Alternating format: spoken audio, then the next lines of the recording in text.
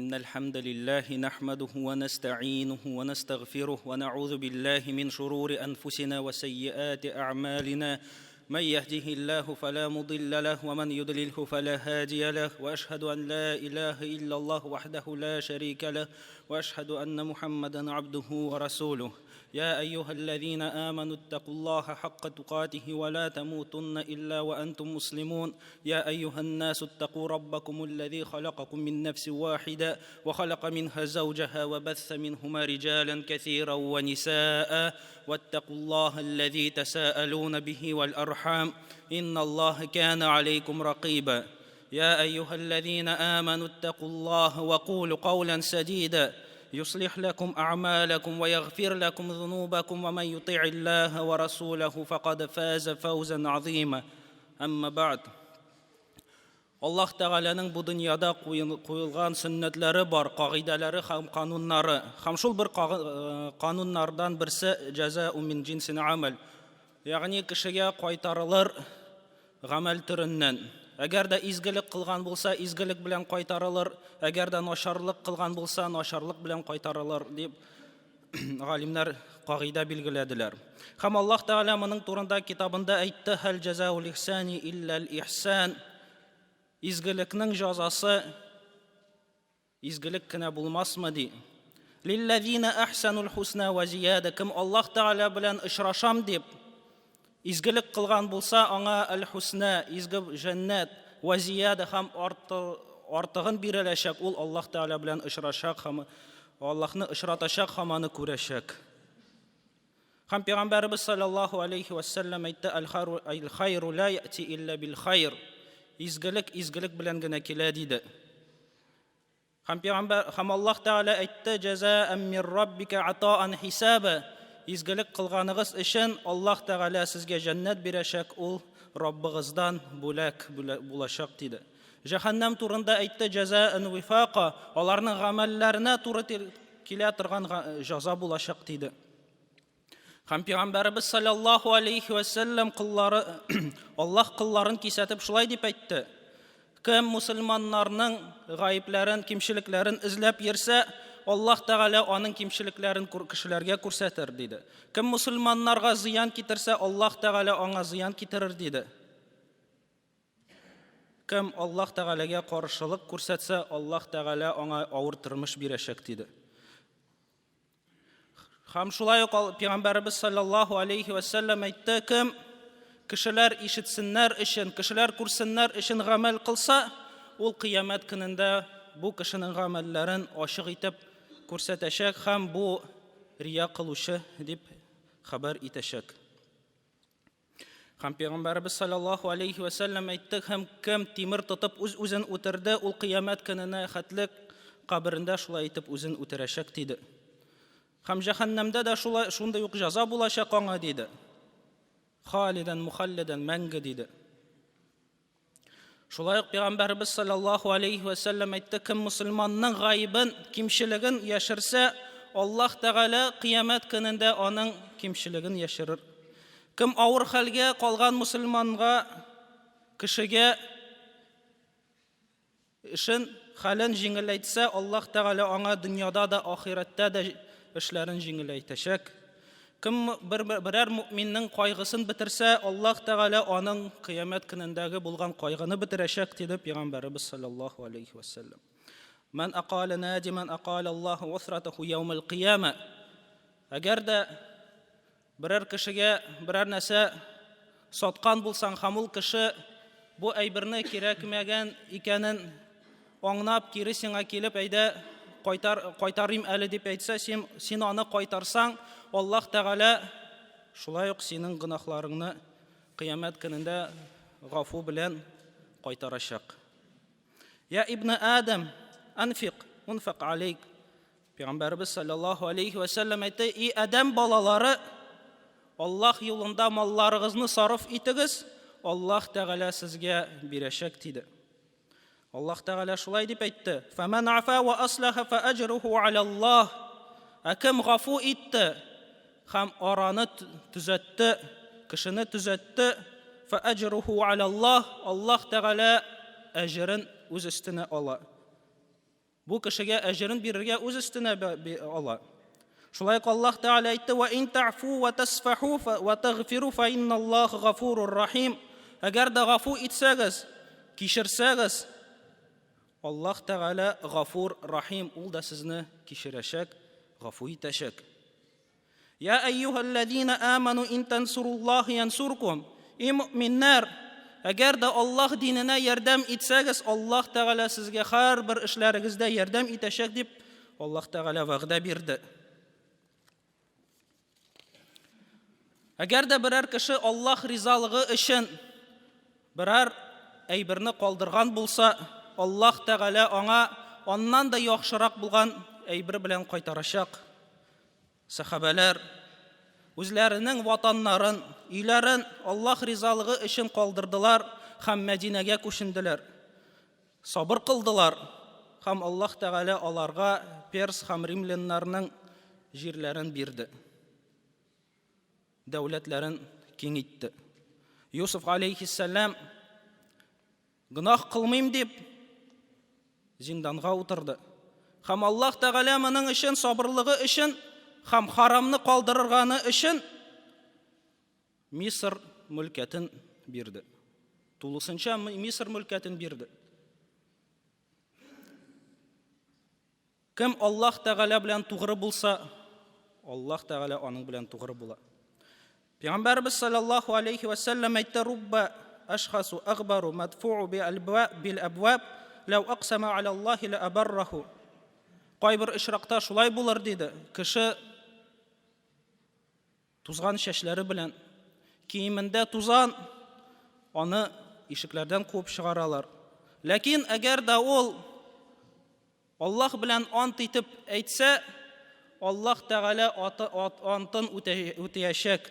Әгәр дә мин булай шулай булачак, валлаһи шулай булачак дип әйткән булса, Аллаһ Тәгалә шулай итәчәк диде Пәйгамбәрбез саллаллаһу алейхи ва саллям. Ни өчен? Аллаһ Тәгалә белән тугры булганы өчен.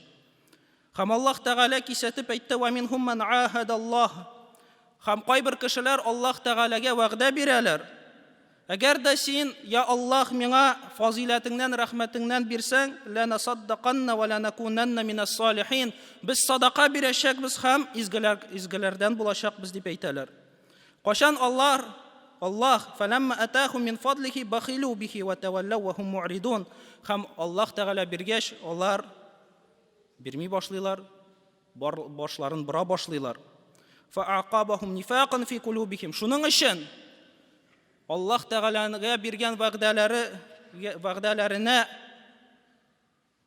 вәгъдәләрен бозган өчен Аллаһ Тәгалә аларга мунафиклык йөрәкләренә салачак кыямәт көненә. Ягъни тәүбәдән мәхрүм калдырачак бу кешеләрне.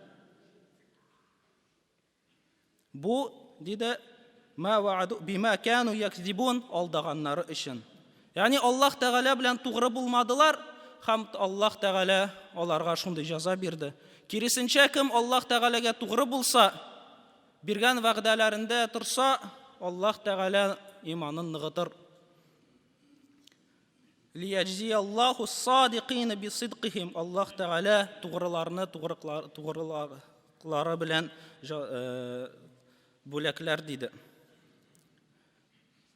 Абу Хатим ар-Рази имам Ахмадтан сорады: "Ничек син Ал-Васиқ халифаның кылычыннан һәм Ал-Му'тасим таягыннан имин калдың?" диде. Һәм ул әйтте: "Имам Ахмад, я Абу Хатим, әгәр дә тугрылык җәрәхәткә куелса диде, ул аны давалар диде. Әгәр дә тугрылык җәрәхәткә куелса, ул аны давалар диде." Һәм пәйгамбәрләр шулай дип: "Ваҗ'алли лисана сидқин фил ахирин." Пәйгамбәрләр шулай итеп дуа кылдылар. Яни, я Аллаһ Тәгалә, без үлгәннән соң безнең хакында яхшы сүз калдыр. Яни безнең турында яхшы сөйләсеннәр иде дип, һәм Аллаһ Тәгалә аларга сораганын бирде. Аллаһ Тәгалә әйтте: "Фазкуруни азкуркум." Мине искә төшерегез, мин дә сезне искә төшерермен. Кем Аллаһ Тәгаләне үз эшеннән искә төшерсә, Аллаһ Тәгалә шулай ук яшерен итеп аны искә төшерер. Кем аны ачык итеп искә төшерсә, Аллаһ Тәгалә аны фәрештәләр арасында искә төшерер. Бухари һәм Муслим җыентыгында килә. Пәйгамбәрбез саллаллаһу алейхи ва саллям әйтте: "Ман кана фи хаҗати ахиһи кана Аллаһу фи хаҗати." Кем үзенең кардәшенең хаҗәтләрен үтәргә үтәсә, Аллаһ Тәгалә аның хаҗәтләрен үтәр диде. Кем мусламанның гаибен капласа, Аллаһ Тәгалә аның гаибен кыямәт көнендә каплаячак. Валлаһу фил ауни ал-абди ма кана ал-абду фи ауни ахиһи. Аллаһ Тәгалә үз кылына ярдәм итәр, кыл кеше Аллаһ Тәгаләнең кылы үз кардәшенә ярдәм итсә. Абу Хурайрадан тапшырыла, Пәйгамбәрбез саллаллаһу алейхи ва саллям кыйса сөйләде. Һәм әйтте: бер кеше сахрада бара иде. Һәм күктән тавыш ишетте. Ягъни фәрештә тавышын. И күк, и болот, менә шул җиргә бар, һәм шул кешенең бакчасына су сип, су яудыр. Һәм күк барып, шул кешенең бакчасына су яудыра башлады. Һәм бу кеше шул болот артыннан барып, бер кешене күрде. Бакчасында шөгыльләнә торган бер кешене күрде һәм әйтте: "Я Абдаллах, и Аллаһның кулы, исемең ничек?" Һәм ул әйтте: "Минең исемем шулай-шулай" диде. Һәм күктәге ишетелгән исемгә туры килде. Һәм бу кеше сорады: "Ни өчен син минең исемемне сорыйсың?" Һәм ул әйтте: "Мин күктән тавыш ишеттем" диде. Бу кешенең бакчасына яңгыр яудыр дип. Һәм син, Аллаһ Тәгалә сиңа ни өчен шундый хөрмәт күрсәтә дип сорады бу кеше. Һәм ул әйтте: "Әгәр дә мин менә бу бакчамда шөгыльләнәм" диде. Һәм бу бакчаның җимешләре чыккач, үскәч, пешкәч, аның 3тән 1 өлешен мин садака итеп таратам диде. 3тән 1 өлешен гаиләм белән ашыйм диде. Һәм 3тән 1 өлешенә кире үстерәм диде.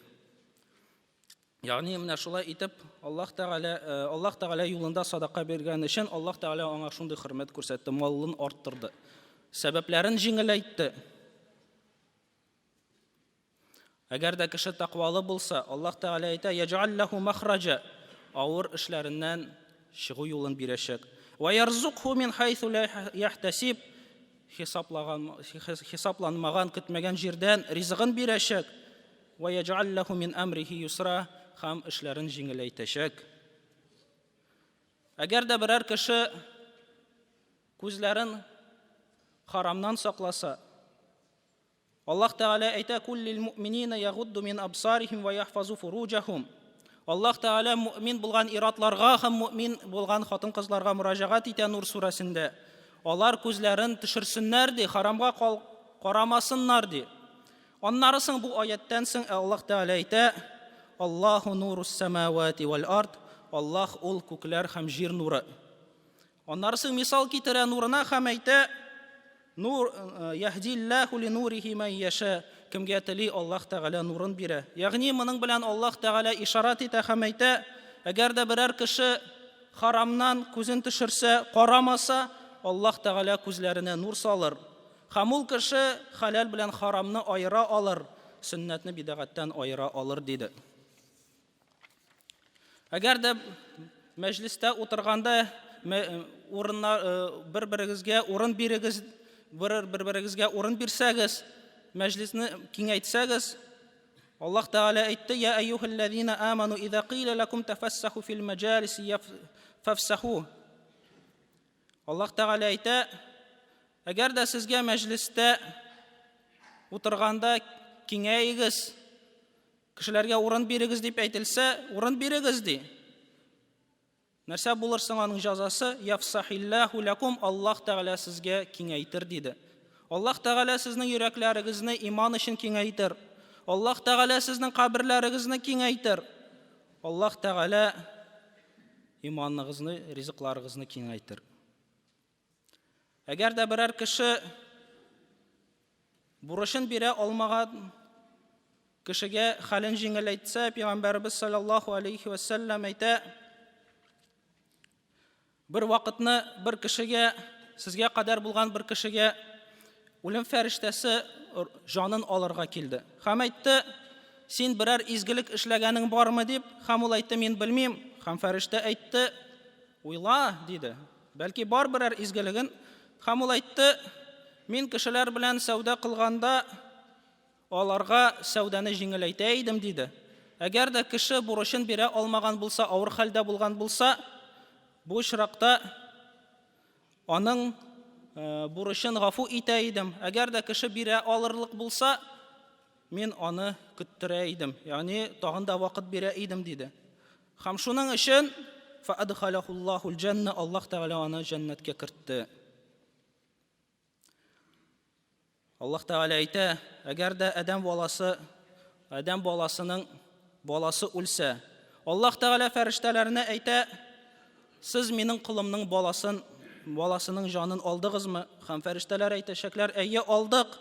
Сез аның йөрәк җимешен алдыгызмы? Һәм алар әйтәчәкләр, әйе. Һәм кулым нәрсә дип җавап бирде моңар диде. Һәм ул сине мактады. Һәм инна лиллаһи ва инна илейһи раҗиун дип әйтте. Ягъни без Аллаһ Тәгаләнеке һәм Аллаһ Тәгаләгә кайтабыз дип әйтте. Һәм Аллаһ Тәгалә әйтә, минең кулыма җәннәттә үй төзегез, һәм аны Хәмид ие дип атагыз диде. Аллаһ Тәгалә әйтә, тәтәҗафа җунубухум анил мадаҗи. Аларның яклары, ягъни йоклаганда аларның җилкәләре ятакларыннан күтәрелә. Төнге намазга, кеше күрмәгәндә төнге намазга басалар. Ал Раббыларын куркып, газабыннан куркып, әҗренә өмет итеп дуга кылалар. Һәм нинди җәзасын бирелде? Кеше күрмәгәндә гыйбадәт кылганнары өчен Аллаһ Тәгалә әйтә, فلا تعلم نفس ما أخفي لهم من قرة أعين جزاء بما كانوا يعملون. Аларга кеше күрмәгән, кеше хәтта уена килмәгән, күзләрен сөендерә торган җәза җәннәт биреләчәк диде. Шул гамәлләре кылганнары өчен. Ягъни төнне кеше күрмәгәндә намазларына торганнары сәбәпле җәннәттә кешеләр күрмәгән әйберләр биреләчәк, нигъмәтләр биреләчәк. أقول قولي هذا وأستغفر الله لي ولكم ولسائر المؤمنين من كل ذنب واستغفروه إنه هو الغفور الرحيم.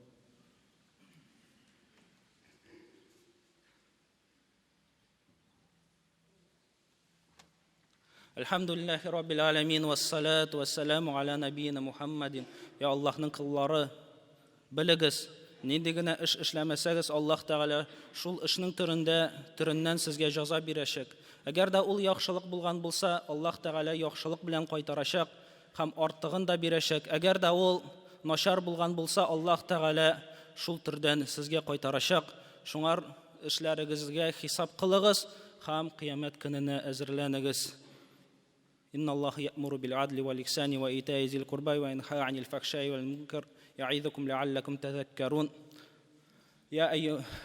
إن الله وملائكته يصلون على النبي يا أيها الذين آمنوا صلوا عليه وسلموا تسليما اللهم صل على محمد وعلى آل محمد كما صليت على إبراهيم وعلى آل إبراهيم إنك حميد مجيد اللهم بارك على محمد وعلى آل محمد كما باركت على إبراهيم وعلى آل إبراهيم إنك حميد مجيد اللهم أعز الإسلام والمسلمين وأذل الشرك والمشركين اللهم آت نفوسنا تقواها فزكيها أنت خير من زكاها أنت وليها ومولاها. Намазларыгызны торгызыгыз.